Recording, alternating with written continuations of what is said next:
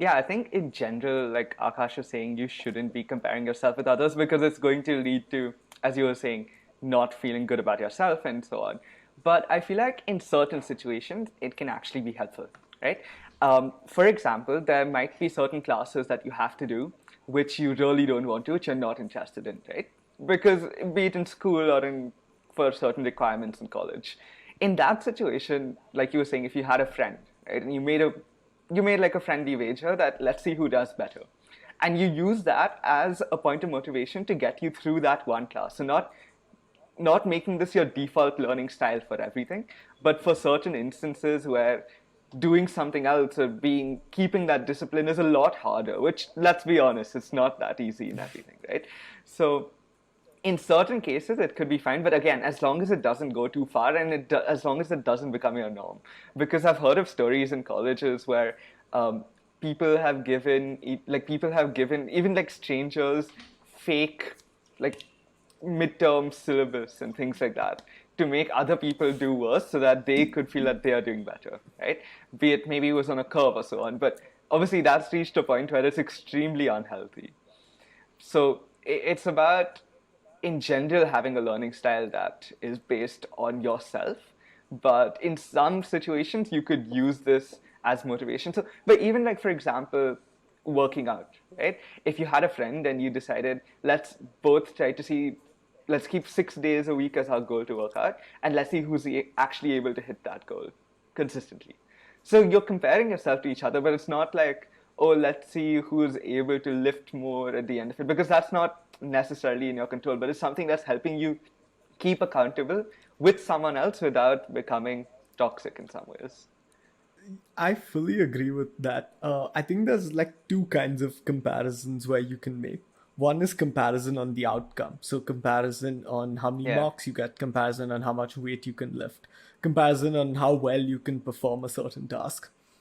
And that's what I think can lead to very unhealthy tendencies if you do that with Mm. other people. I Mm. fully recommend comparing the outcome if it's comparison with yourself, and if you're Mm. trying to make sure that you keep improving day on day, and there will be Mm. days where you don't improve, but you're trying to aim for a general positive outcome, a general Yeah. positive growth. And the other is comparison of your process, like Path said, where you suppose you have a friend and you want to keep each other accountable, and you're like, let's compare the number of days we can go to the gym. Yeah. And I think that's something that's a very powerful, because you can, a lot of the times I found inspiration by comparing, say, if I want to work out or if I want to learn programming, by comparing my work ethic in that to other people's. And then I can be like, okay, maybe I'm not working as hard as I possibly can. This is an Mm. example of a template for how I could try to work harder, and then I use that. So the outcome again might not be in your hands. So trying to compare that, I think, is slightly redundant and detrimental. But the process is pretty much entirely in your hands. And that's where something, if you compare, you can actually try to push yourself and make it a healthy competition. So Yeah, comparison can be very positive, but you just need to figure out what type of comparison you're doing and how to make sure you're yeah. doing the right thing. Yeah, and I really agree with you, Akash. I think this is related to this concept called hedonic adaptation that I read about. So hedonic adaptation is nothing but like I think humans adapting to like new circumstances and like how that just becomes your new normal. So if somebody let's say I go out and start basing my well-being on just the like comparative outcomes, so I don't think I'll end up happy. So like right now I'll want a car the next and once the car becomes the new normal for me, I'll want a better car. Once I get a better car, I'll want a plane, something like a helicopter, and then the list will just go on, right? Mm. Uh, so so if you start just basing your like well-being on just like comparative outcomes, that I'm gonna base my happiness on just if I can do better than Bob or better than Parth, uh, or something like just what I talk like with the car analogy. I don't think it's the best approach. But do you think you've read about better solutions or implemented better solutions about keeping yourself in track with comparisons? Yeah. Yeah, for sure. And I think first that idea of hedonic adaptation really makes a lot of sense. I remember I read this thing. There was this like study of, I think, 10, 12,000 people in England where the study showed that even when everyone's average income rose, people didn't increase their, or say they had an increase in life satisfaction unless their income rose higher than the other people, their peers, and other people of the same education level. So again, it wasn't that people were inherently just like, oh, I'm feeling like I'm being able to do better in life or so on because I have a greater income in general, but it was only when it was relative to other people. So again, that whole nature of comparing yourself with someone else, bringing in that scarcity, seeing what your new normal is, led to people not thinking they're actually doing good, right? Which is definitely detrimental both to yourself and to society as a whole.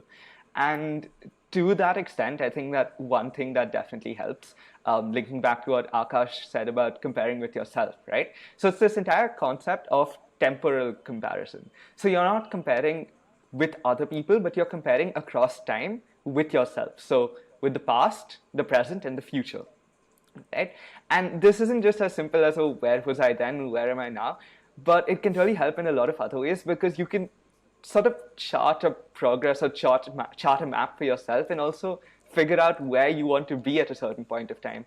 What do you need to do to reach that point, right? So structure your goals, see how you can progress towards that, chart how you've been doing in the past, and like really understand a lot more about yourself. Maybe certain things work for you, maybe multitasking doesn't work for you, maybe when you work out in the morning for like 3 months in a, like when you've been working out the last 3 months every day in the morning, you've actually been a lot more productive in the day, right? So it both could really help you structure your own goals, see how you're doing, and also help you find out more about yourself. Yeah, I think that's quite powerful. And it seems to me that I've been doing something similar without necessarily realizing that there was a term for it, which is temporal comparison. But basically, tying back to what I said about social media. Now, I remember when we were applying for colleges, all of that sort of stuff. There was a point where I was really excited to get onto LinkedIn, and I thought that was like the best place to be on Same, for same. if I wanted to do anything with regards to college. I had to present myself in a certain way on LinkedIn. So I signed up. I have a blank profile. I have nothing on it. There's a bunch of things I don't understand. What summary, what is all the skills that I have to mention. I don't get it. And then I'm looking at different profiles on LinkedIn and I see people with like a couple 100,000 followers or whatever. Their profile seems stacked. It's all like I can see that they've done so many courses, they have so many qualifications, so much experience, blah blah blah. And it was very overwhelming. And then at that point, I was just feeling, oh shit, I haven't done anything. And it wasn't I haven't done anything, it was I haven't done anything worthwhile because obviously I haven't put it on LinkedIn, so what have I done? And it's the same thing with the hedonic treadmill, right? Like the hedonic adaptation that we spoke about, where once you achieve something, it becomes the norm so much so that you, like, at least for me, I sort of forget that I achieved anything of value there, even though it Right. might have Yeah. seemed really important at the time. So I think documenting your success is actually quite useful. And I do this through a journal. It isn't like documenting, oh, this is what I've won, blah, blah, blah. It's just documenting like some positive things that happened in the day. Were you able to push yourself a little more in your workout? Did you do some more programming stuff? And that, so a lot of the time before starting, I thought that that's going to make me complacent and it's going to make me um too proud and be like, I, I lose all my ambition because I'll think that I've achieved a lot when in reality I haven't.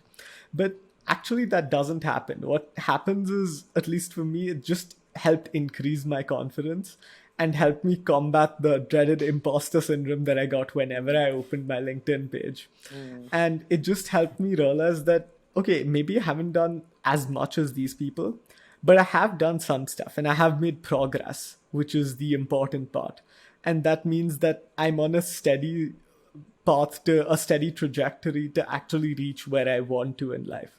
So documenting success and comparing yourself over time, comparing like positive trends and helping build those positive trends, I thought was really helpful for me to avoid this sort of overwhelming anxiety I got.